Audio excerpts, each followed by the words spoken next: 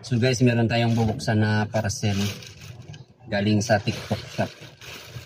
So ito ay air filter ng Honda Click, yung clamp lang siya.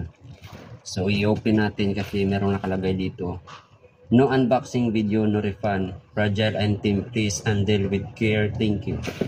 So hindi ko sana gagawing video content to kasi hindi naman to aking niche. So at akin lang, meron tayong Proepa.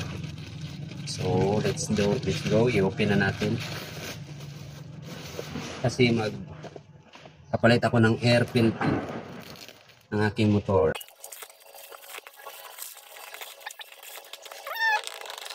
Yupi.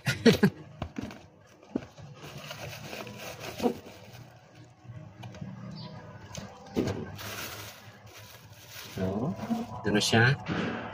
Kalagay is power filter. Wow! Power filter.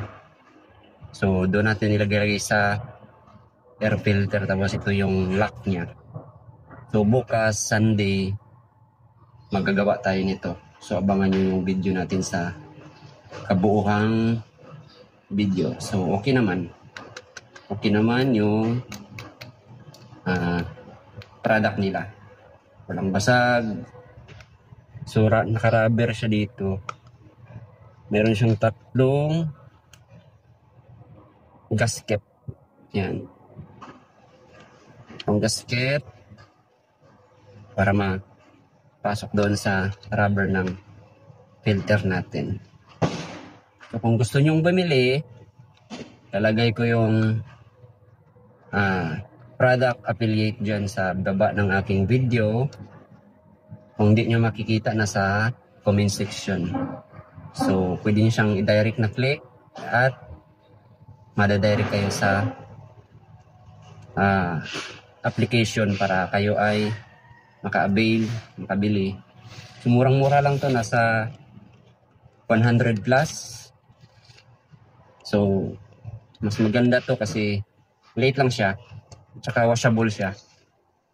So, abangan ang full video.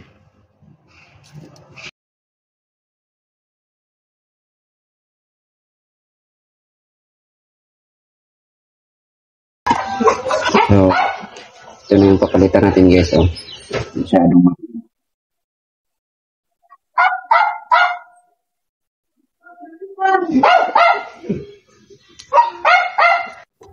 So, dito natin siya ilalagay. So, bago natin ilagay, punasan muna natin.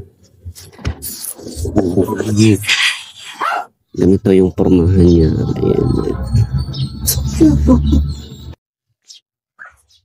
So guys, ito na yung outcome ng ating bagong air filter. So ayan. Yung outcome niya. Pwede natin siya iangat para mapasok natin ang cover. Ito. Ayan. So isang gasket lang yung gamit ko, yung malaki. Tapos nilinisan ko muna bago ko nilagay. Para walang alikabok. Yes. Okay naman. Yung luma, nilabhan ko. Para next na palit natin, yun na naman ang ating gagamitin. Bali, alternate lang. So, ikabit muna natin.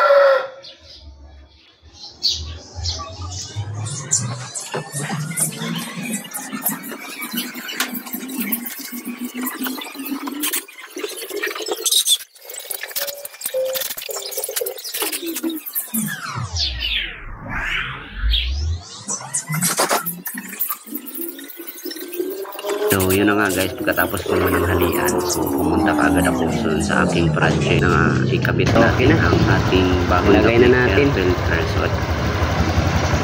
sheesh!